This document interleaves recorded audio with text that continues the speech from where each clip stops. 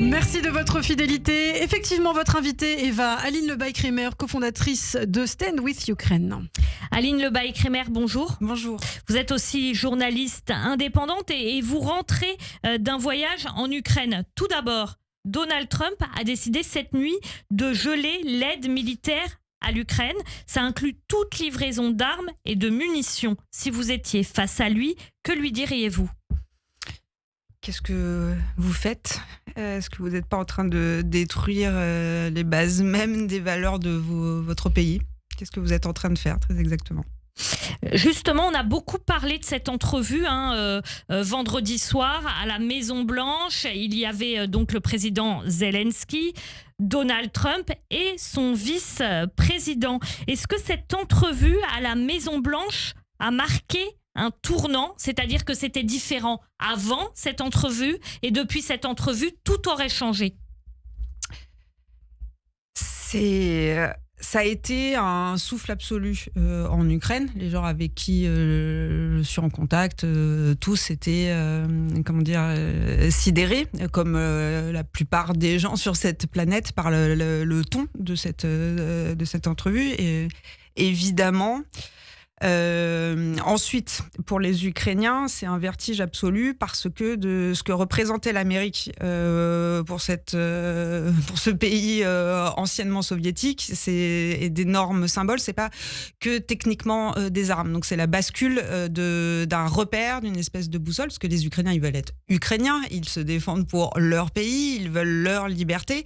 Mais tout ce qu'a pu représenter les États-Unis pendant des décennies, quand ils étaient esclaves des soviétiques, oui, il y a eu quelque chose d'un basculement et une énorme douleur là-dedans. C'est une trahison absolue. C'est évidemment une angoisse pour les soldats parce que c'est pas tant la livraison d'armes qui est en jeu, évidemment, mais ce qui va avec cette décision, c'est la question du renseignement, de ce qui va se passer en mer et dans les airs. Et ça, c'est assez tragique techniquement, et surtout, ça correspond très exactement à ce que veut le Kremlin.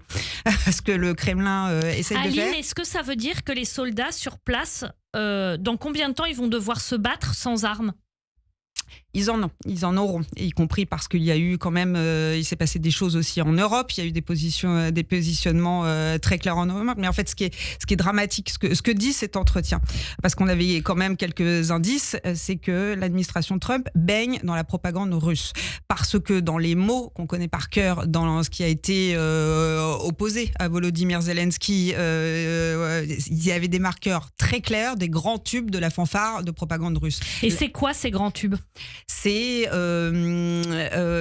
tout bêtement cette affaire de costume. C'est un truc qui est poussé par les machines à tous les niveaux sur les réseaux sociaux, etc. Cette histoire de costume, Zelensky ne respecte pas l'Occident parce qu'il porte un costume, alors qu'il respecte en premier lieu son peuple parce que les officiels s'habillent comme ça pour marquer qu'il se passe quand même des choses en ce moment dans ce pays, que c'est la guerre. Les officiels, quand on n'est pas soldat en Ukraine, on n'a pas le droit de porter l'uniforme militaire. En revanche, il y a toute une forme d'uniforme, ce qu'on a dit tactique, en fait, qui signe qu'on n'est plus dans la vie normale. Donc ça peut passer par un symbole qu'on porte sur une chemise. Et d'ailleurs, il était pas en t-shirt, il avait une très belle chemise ukrainienne traditionnelle qu'on appelle une vyshyvanka, marquée, depuis quelques années par des couleurs et des symboles d'un pays qui est en guerre. Donc en fait, ce n'était pas du tout irrespectueux. Au contraire, c'était quelque chose de très élégant, en tout cas qui correspond à une élégance ukrainienne en ce moment, qui est en train d'essayer de repousser une agression russe. Donc ce genre, mais tout était comme ça sur qu'est-ce qui s'est passé. Sur la paix par exemple, c'est vrai, et même depuis cette entrevue, ça continue, c'est-à-dire c'est Volodymyr Zelensky qui ne veut pas faire la paix, il devrait faire la paix, et comme il ne veut pas la paix, on ne peut rien faire avec lui,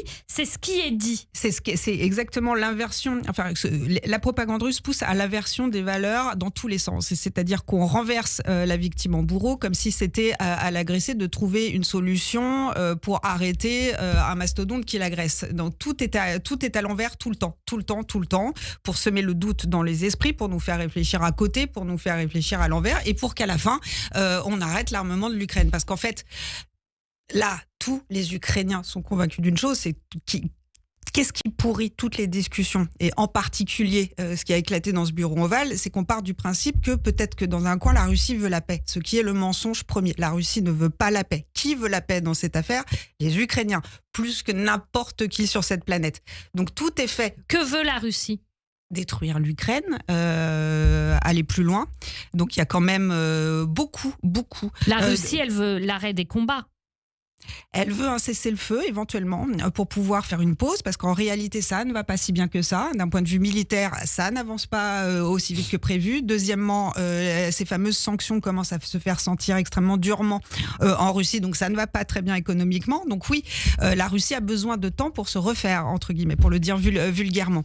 Donc c'est très exactement tout ce qui est en train de se passer, c'est très exactement ce qu'elle veut et ce dont on est sûr en Ukraine, parce qu'il y a un historique, beaucoup de gens qui débarquent pour le dire vulgairement sur le sujet, oublient, c'est que entre 2014 et 2022, il y a eu 200 cycles ou initiatives de négociation avec la Russie qui a toujours été sabotée par la Russie. Il y a eu un mémorandum de Budapest en 94 où on a poussé les Ukrainiens au nom de la paix, toujours, à rendre tout leur arsenal nucléaire. Donc il n'y aura pas ce que dit Zelensky, qui a essayé de dire dans ce bureau ovale, c'est qu'il lui faut des garanties de sécurité parce que sinon la Russie reviendra. Ensuite, la Russie a cassé ce mémorandum, n'a pas respecté. Donc là, on lui demande de donner 50% des ressources de son pays en échange de rien. Donc il n'y aura pas de mémorandum de Budapest 2, il n'y aura pas de Minsk 3 non plus. La Russie a toujours tout violé. Ce qu'il faut à l'Ukraine, c'est des garanties de sécurité et des armes pour que la Russie ne revienne plus.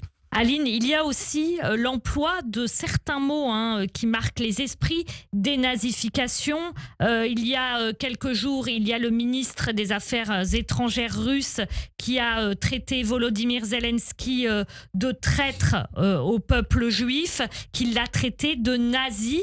Qu'est-ce que ça nous dit aussi de ce conflit? C'est des mots qui sont employés tout le temps, depuis le début. Il faut dénazifier l'Ukraine. Alors, ce que ça dit, parce qu'il a dit beaucoup de choses, Lavrov, sur le sujet, qu'on a du mal à accepter ou à entendre à certains endroits en Europe dit de l'Ouest, c'est qu'il y a une dimension profondément antisémite à tout ça. Ce qu'a pu dire Lavrov aussi, c'est qu'Hitler avait du sang juif.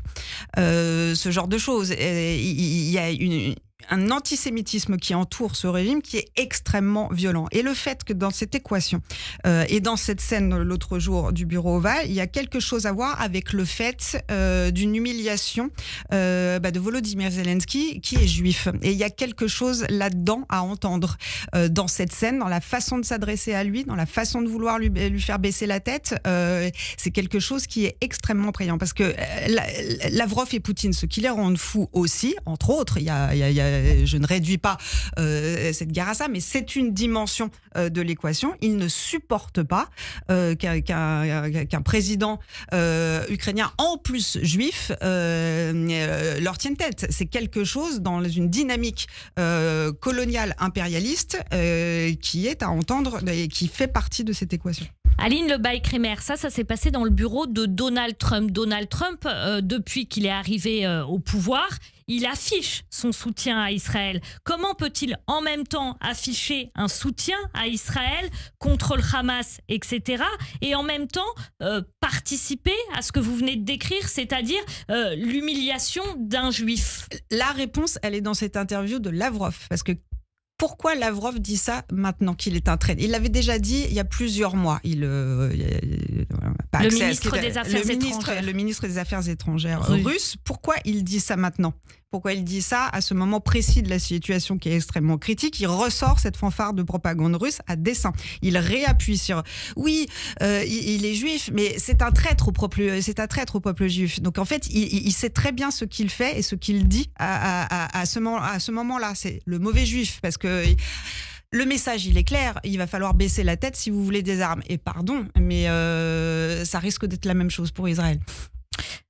Aline Lebay-Crémer, justement, vous étiez en Ukraine sur place, vous avez rencontré des juifs ukrainiens. Comment est-ce qu'ils vivent, eux, cette situation en tant que juifs et en même temps en tant qu'ukrainiens? Alors, j'ai rencontré surtout un honorable monsieur qui s'appelle Roman Schwarzman et qui est un rescapé de la Shoah, qui habite Odessa, qui est d'ailleurs responsable de la communauté organisée juive à Odessa. J'étais très heureuse et émue de le rencontrer parce que c'est quelqu'un qui a tenu un discours extrêmement fort au Bundestag pour les commémorations de la libération de Juifs le 27 janvier. Donc, je crois qu'il a tenu son discours le 28 ou le lendemain. C'était dans ce cadre-là. Et c'est quelqu'un qui a eu une phrase extrêmement forte et qui est très illustrative de ce que peuvent ressentir les Juifs en Ukraine. C'est Hitler voulait nous tuer parce que nous étions juifs. Poutine essaye de nous tuer parce que nous sommes ukrainiens. Donc, il y a une forme de double peine tragique dans l'histoire de ces familles-là, c'est de se retrouver plongé à nouveau dans une agression génocidaire parce qu'elle est vécue comme génocidaire.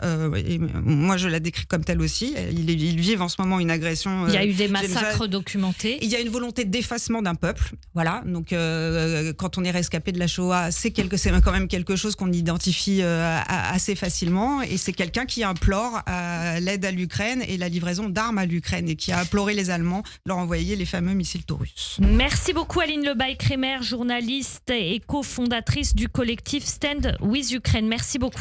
Merci Eva, rendez-vous tout à l'heure à partir de 9h sur Radio J. Une petite information, ça vient de tomber, on vient de l'apprendre, la mort de Jean-Louis Debré qui nous a quittés cette nuit à l'âge de 80 ans. Restez avec nous. Radio J.